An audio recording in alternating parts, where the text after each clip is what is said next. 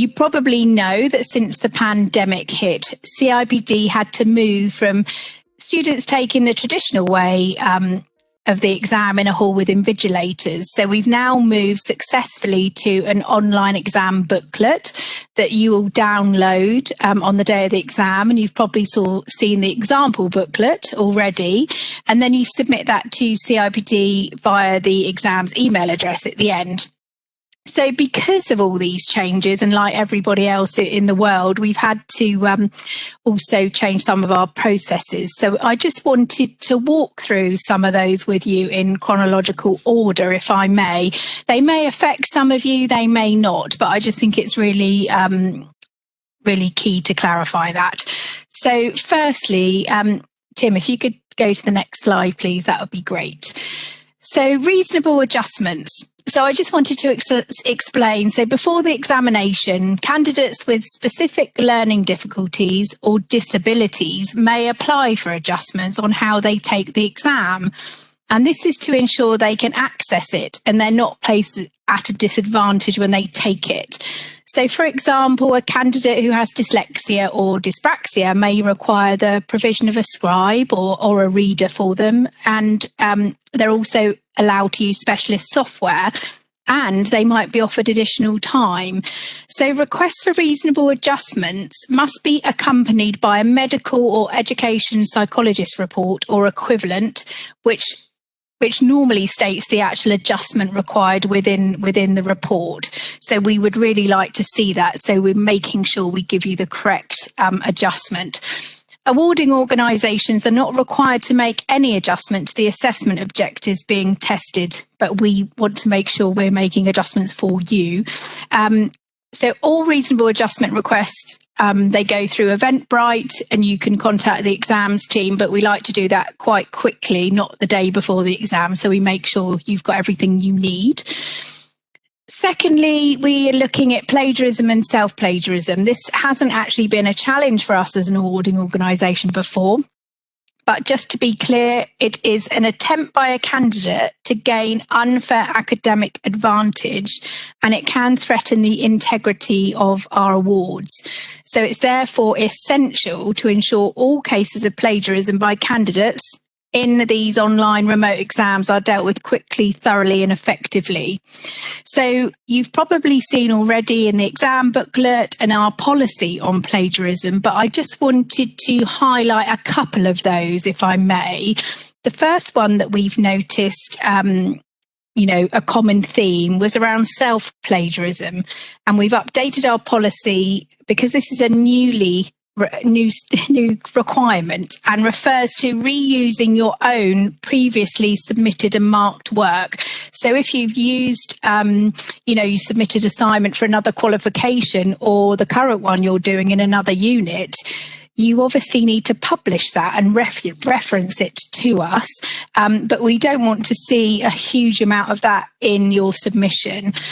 And the chief examiners will probably talk about that when we move on in a moment. But we also have seen some candidates who have referenced throughout their responses, but they've actually lifted in every response they've lifted from other people's work. And obviously this is not acceptable. It's really important that the examiners marking your responses see, understand your own voice and your justification for your responses, And lastly, using work from any published source, including material previously submitted by another candidate, and passing it off as your own. So I think the basic rule is that if you know you're referring to information or ideas that have already been published by someone else, you must reference this and remember to use quote marks when you're using a direct quote. So at CIPD, we use software that will identify where candidate work matches published work, and these results are reviewed by a plagiarism board. So where decisions are made in terms of whether any formal action needs to be taken, the board will also review any reports that have been made to us via whistleblowing policy or centres. And if you're unclear of any of these, you just need to ask or check on our website of what that means. So as well as this, please remember you should not use the internet on the day of the examination. And this will include, iPods, mobile phones, MP3 players, smartwatches. I think we can get smart glasses now. But obviously, if there is an emergency your end and you can't download from our website or your internet goes down or any of those things, obviously you must pick up the phone and use the internet. If you can't get through to customer service, you must let us know as soon as possible. So please, be sensible with that one. Moving on to just explain about special consideration. So a special consideration is a post-examination adjustment, which is used when a candidate is fully prepared for the exam, but temporarily disadvantaged due to illness, which obviously we've had a lot over the past 18 months, or unavoidable circumstances beyond their control. So either during the exam or when you've been working on the case study, you've been impacted. And we've had lots of candidates having challenges around COVID and people getting ill and family members that, those sorts of things, immediate impact. So in these cases, an independent special consideration board reviews the evidence submitted and will recommend a percentage uplift or adjustment on your result. Just be mindful to make sure that the evidence you submit, you submit as much as you can to us. We've had instances where people are just written in and obviously, there will be no adjustment on that because we need lots of evidence on the day. And also we get lots of queries from candidates around special considerations because they've submitted one. I think some candidates will think that's an immediate pass. And of course, this is certainly not the case, as that percentage increase applied is fairly small and not necessarily is going to make an impact on your final grade. But if you have submitted it to the exams inbox, rest assured, this is definitely actioned.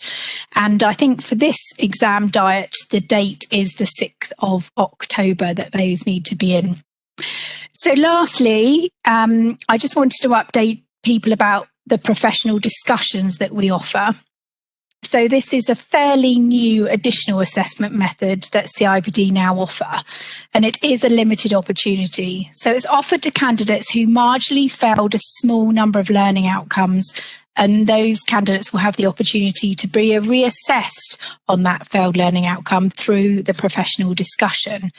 So for each learning outcome, you'll be asked one question and be expected to provide your answer verbally to the subject examiner at the meeting. So many of them have been Teams meetings and sometimes phone calls, but the questions will be different to those in the written exam and may come from any part of the syllabus. So obviously you've got your indicative content for the units. It could be any part of that learning outcome. And how the process works is that CIPD will communicate to candidates on results day. So you will receive a letter with your results notification, and you'll have a 2-week period in which to sign up for the professional discussion. Of course, we will explain what this entails. And as a candidate, you don't have to accept it at all. You can just wait for the next exam diet, but it's just an opportunity for those people. We've also had lots of candidates who contact us about why they haven't been offered a professional discussion because their colleague, fellow student have. We do have very specific criterion that must be met.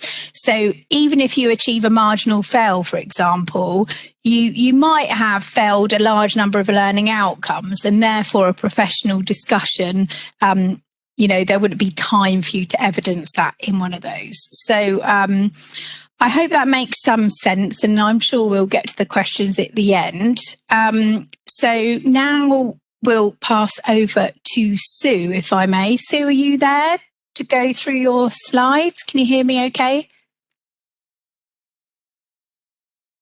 Yes, I can hear you fine. Perfect. Thanks, Ellie. So I'll unmute myself. Lovely, Sue. Thank you. Tim, if you could go to... Thanks, Ellie. Yeah, thank you, Ellie. And thanks, Sue. So we've had a couple of messages. Sorry, Sue, to cut in just before you crack on there. A couple of messages regarding the tech and audio. So please make sure you've got everybody unmuted. Please also make sure that towards the bottom right-hand panel of your laptop or PC, you go to your speaker and make sure that's also unmuted. I think that's the only tech issue so far, but please do put your hand up. I will be monitoring the chat, and I think there's one person that said they had some issues, but I think that might be resolved now. And either way, this is being recorded, so do not panic. And I'll be monitoring throughout. So sorry, Sue, I'll let you carry on now. And guys, I will be monitoring the chat. Any problems, I'm there to help. I'm going to mute myself. I'm going to go to the next slide and hand you to Sue Speakman. Thank you, Timothy. Good morning, I'm Sue Speakman, Chief Examiner for Human Resources in Context. I work with a team of 7 people, highly qualified and experienced examiners. We're all familiar with CIPD in both our own activities and as markers for a range of Level 7 programmes. So you can be confident in us, and you can be confident that we'll treat you all fairly. I've gathered together the main points from feedback on individual questions, and that's enabled me to focus on 4 main issues. Next slide, please.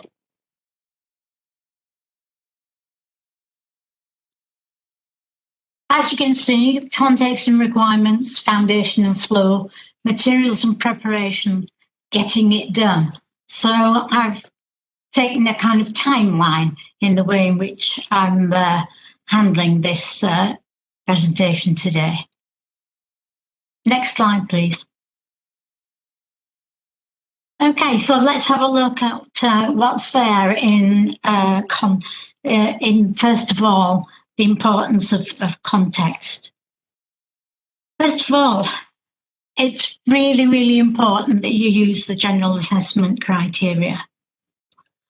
You need to have it nearby, really, and use it as a reminder of what is needed. And here it is, just to remind you. Next slide, please.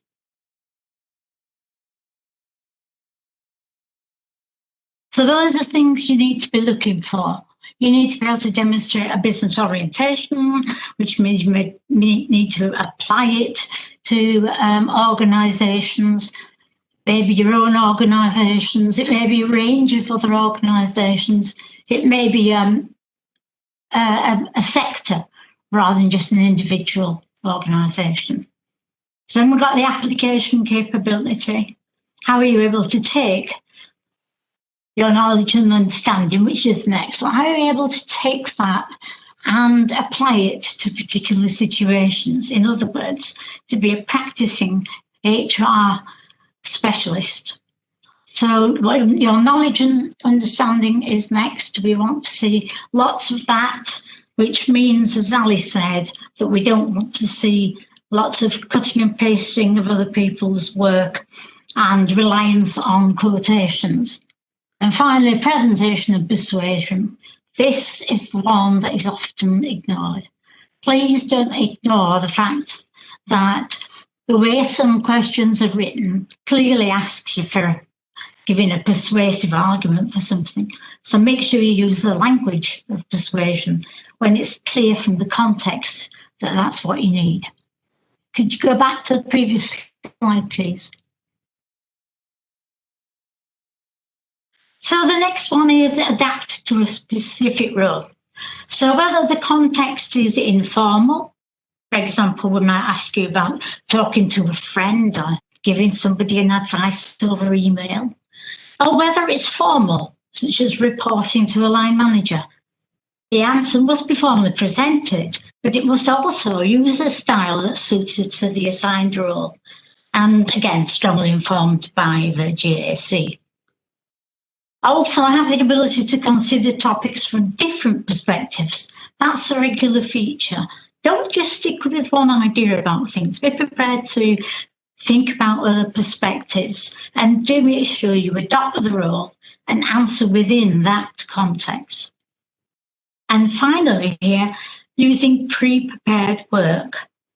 Already said by Ali, never cut and paste. When used, invariably that's the question's context. It's really interesting. People do cut and paste, but we can see quite clearly that that's what's been done because it doesn't hit the context of the question. And anyway, it's just cheating. And if you use the word cheating, gosh, I think that sounds much more powerful than plagiarism. Examiners as well are highly experienced to spot it.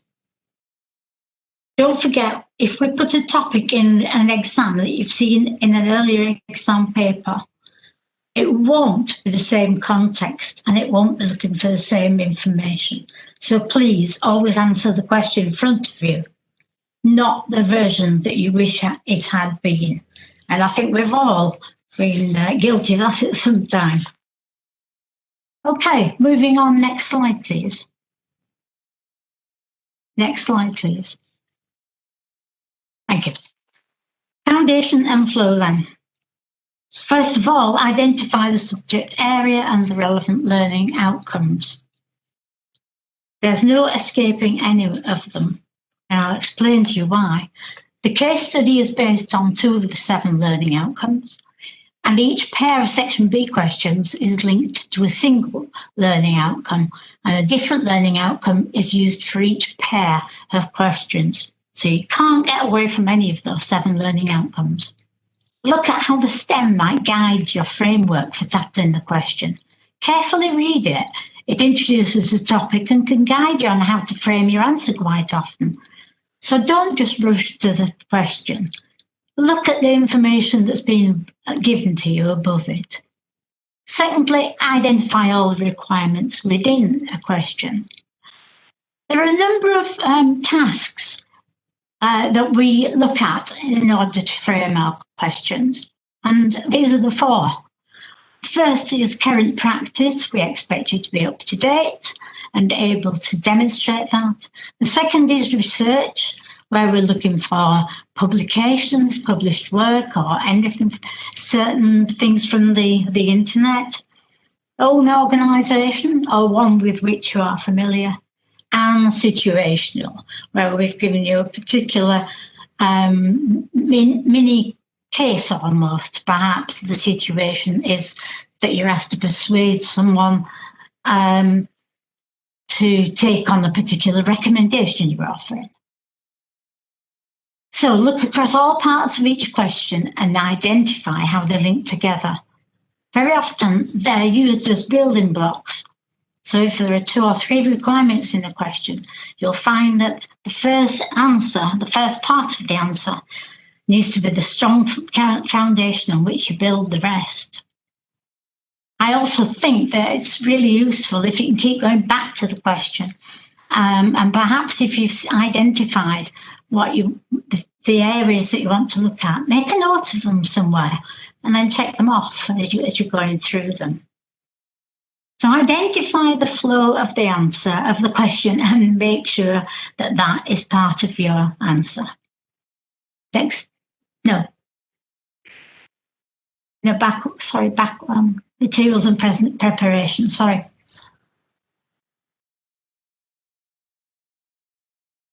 Right, set out the key points of the question, write them in the right place. Very often referred to as reputable publications and research. So what do we mean by reputable? Well, it includes quality newspapers, industry and professional journals, webinars, podcasts, papers from academic journals and books. Lots there. So do make sure that you're up to date. Remember, this is human resource management in context.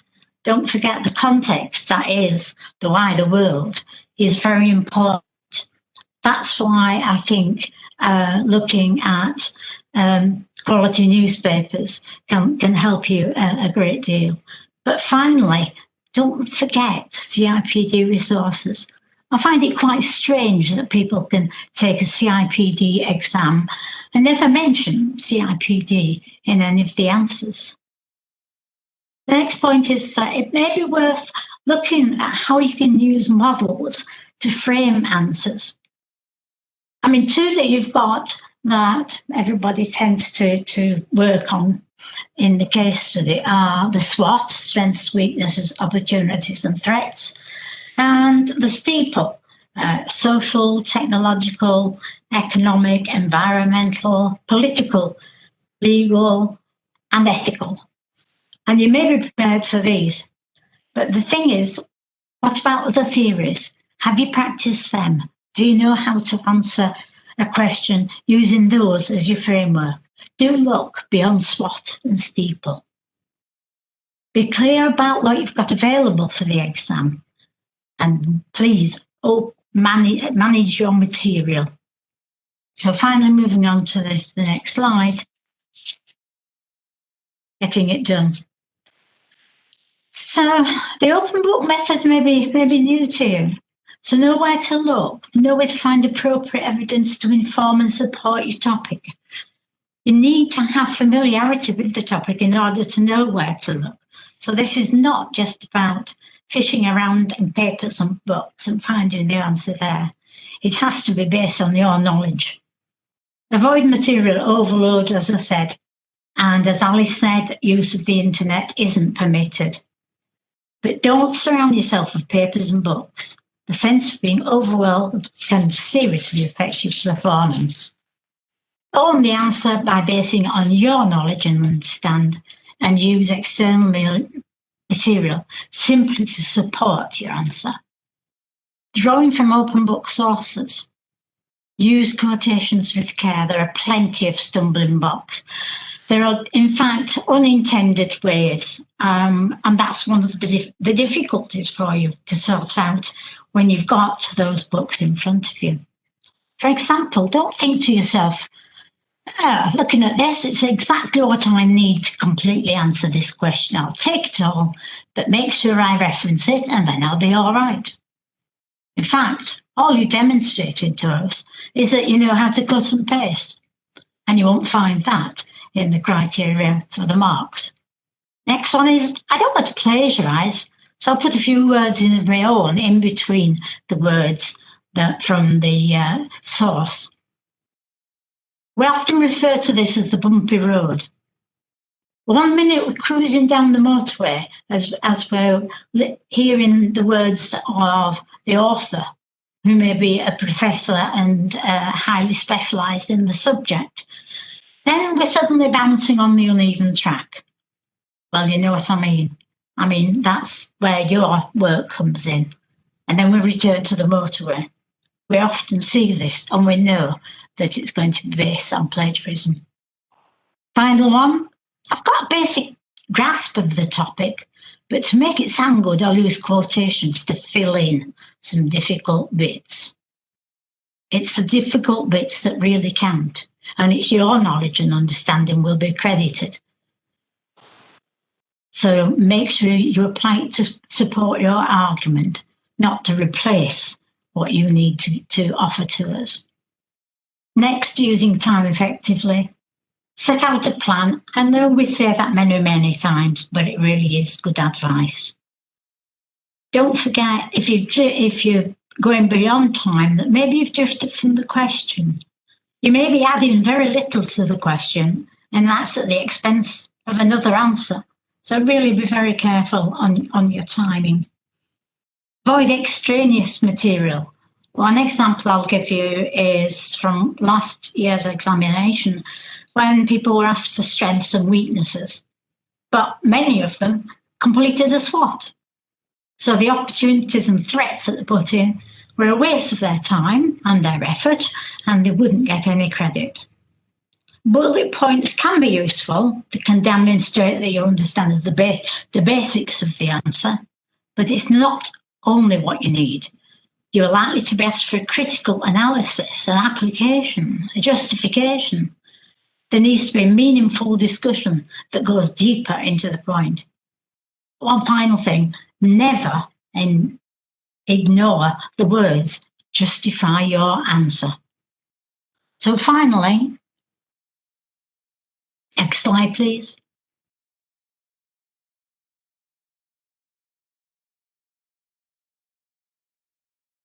Just to sum it up. First of all, just one point I want to make is that many of you will be working from home when you do the exam. So do follow the guidance on working from home. There's lots of it published since the pandemic. And make sure you've got that comfortable environment and aren't going to be making lots of adjustments and worrying about things. Next, be honest with yourself about how ready you are for the exam. It's not come yet, So if you think there are gaps, fill them in while you can. As you come toward the exam, which you're doing now, look again at the 4 contexts that I talked about and think about your readiness to use them. Don't forget you can't avoid any of the 7 learning outcomes. You have to cover them all. And finally, know the general assessment criteria and how to use it, the GAC, that is. Next slide, please.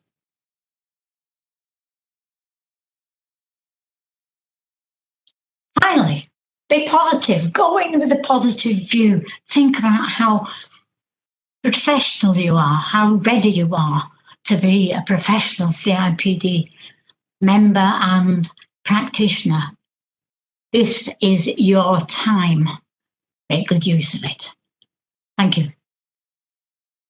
Thank you, Sue. That was perfect. You're actually making me feel very positive, and I'm not even going to be doing an exam. So thank you. Great work.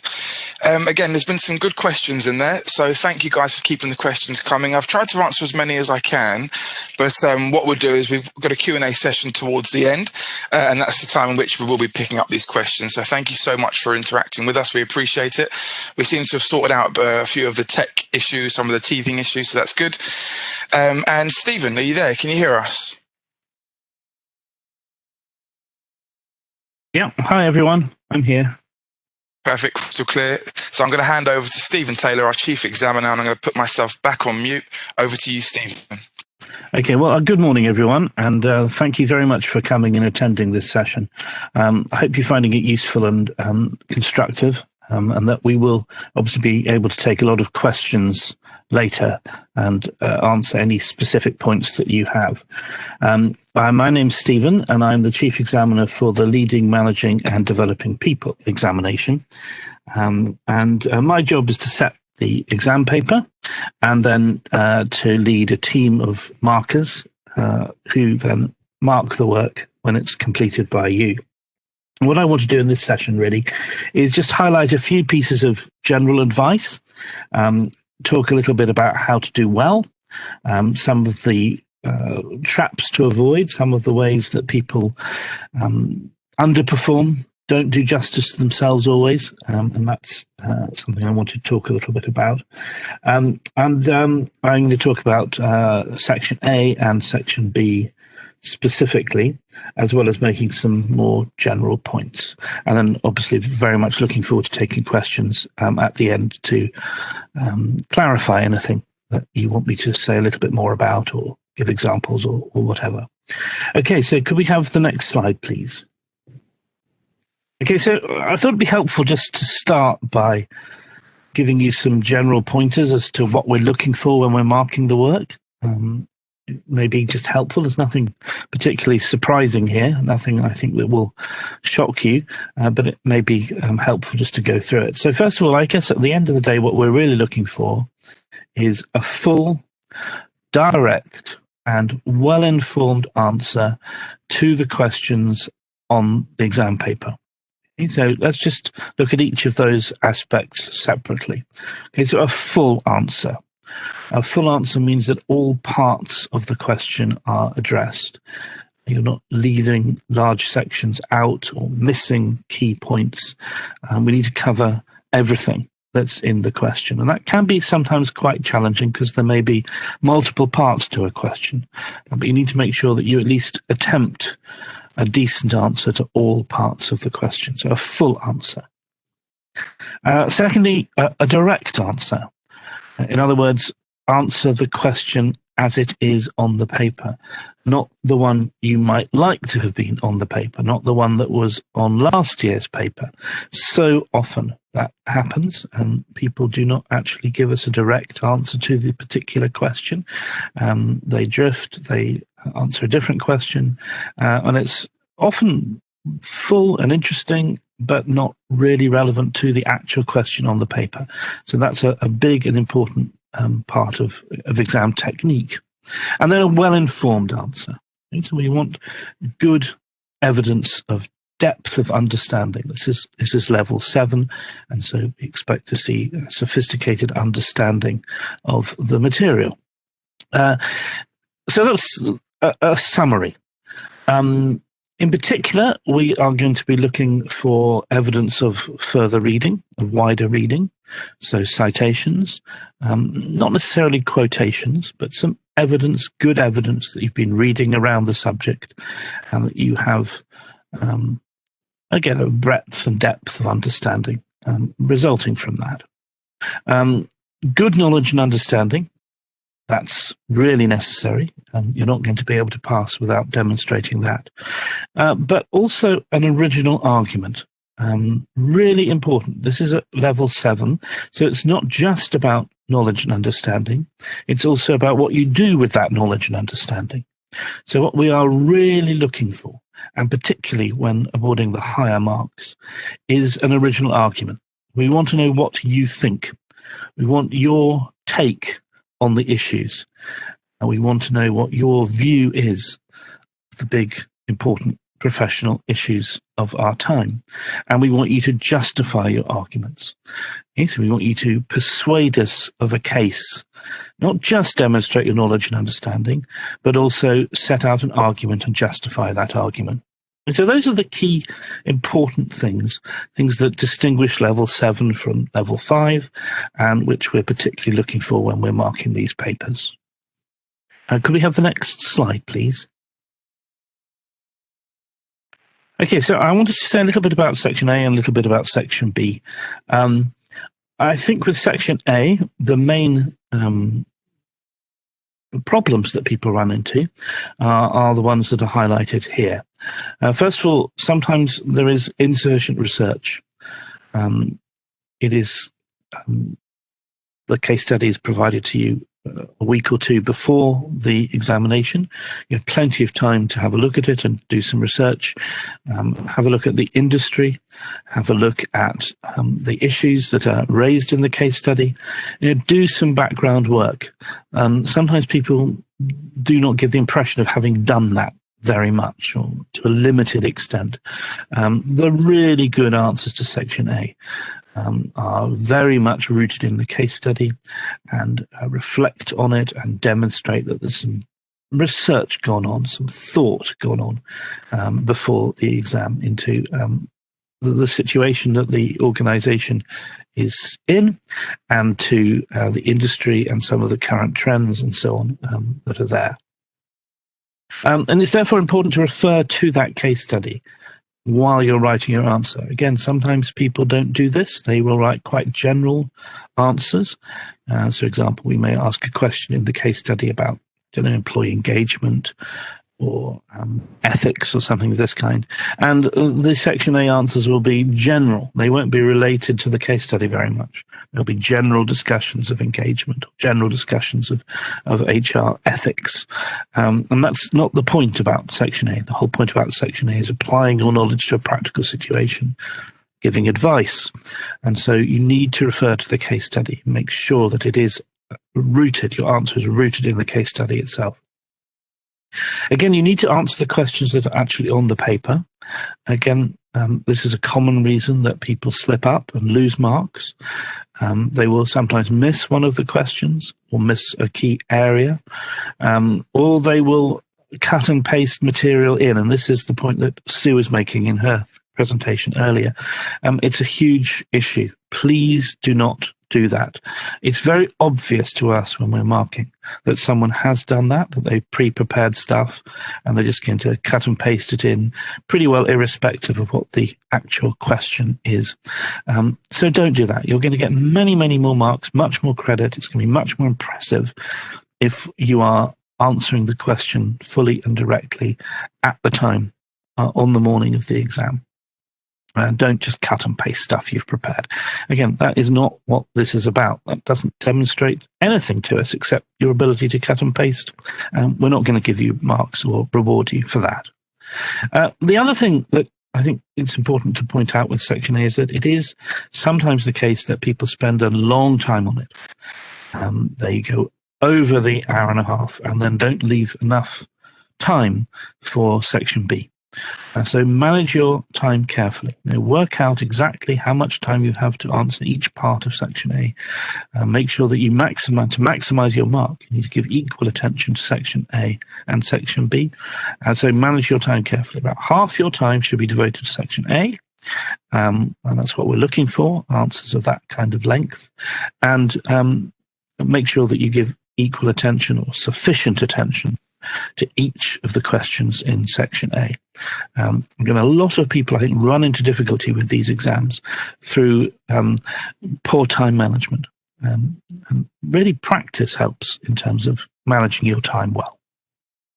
Okay, could we have the next slide, please? Now, on Section, of course, it's more about breadth of understanding. So these are shorter questions. We don't expect the kind of in-depth analysis that we're looking for with Section A. You have relatively short time to address a Section B question. And so my advice really there is to keep it simple, keep it straightforward. What you're looking to do is to demonstrate to us that you have some core, basic professional knowledge and understanding, and that you have a view that you can express and justify. Now, that you're analysing, you're not just describing. And the best way of tackling a Section B question really is just to make a few key points. Look at the question, often 2 parts, sometimes 3 parts. So you're not going to have very long at all. Just make a few key points and make sure they're distinct from each other.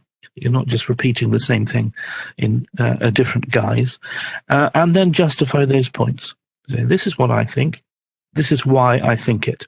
And there you're going to be referencing your reading, maybe referencing some statistics, referencing published research, and making use of examples.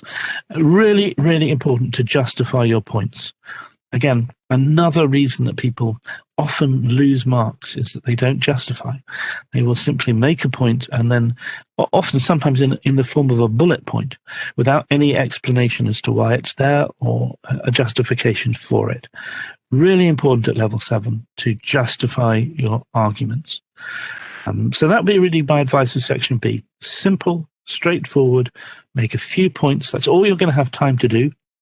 And then justify those points as best as you can with examples and research, reading, and examples from your own experience, all of which we often ask for when we set a Section B question.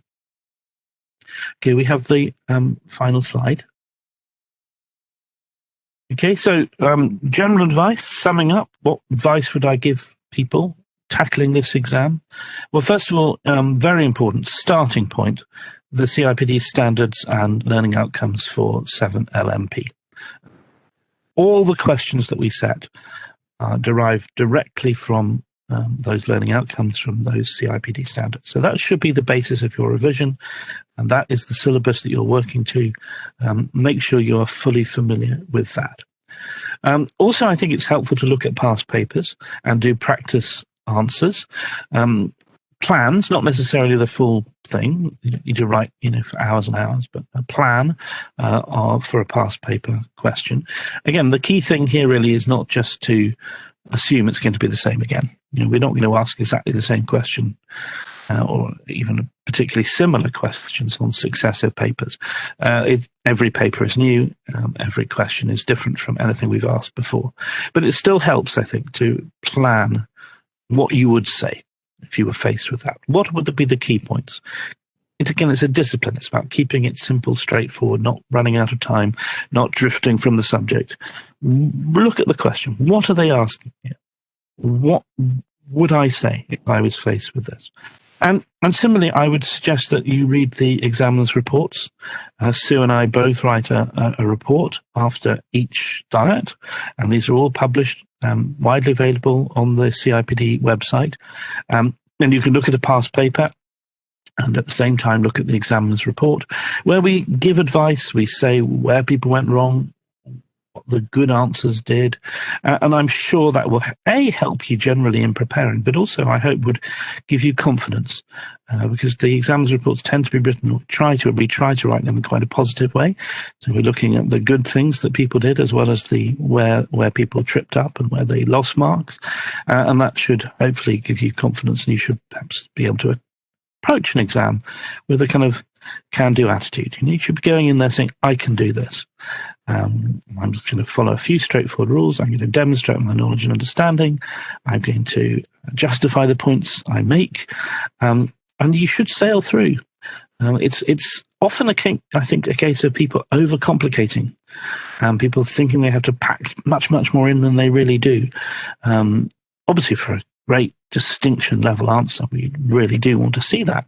But for a pass, it's not necessary to write loads and loads and loads of material. Just address each part of the question and justify your arguments and demonstrate your knowledge and understanding. That's really what my main advice would be. Okay, thank you.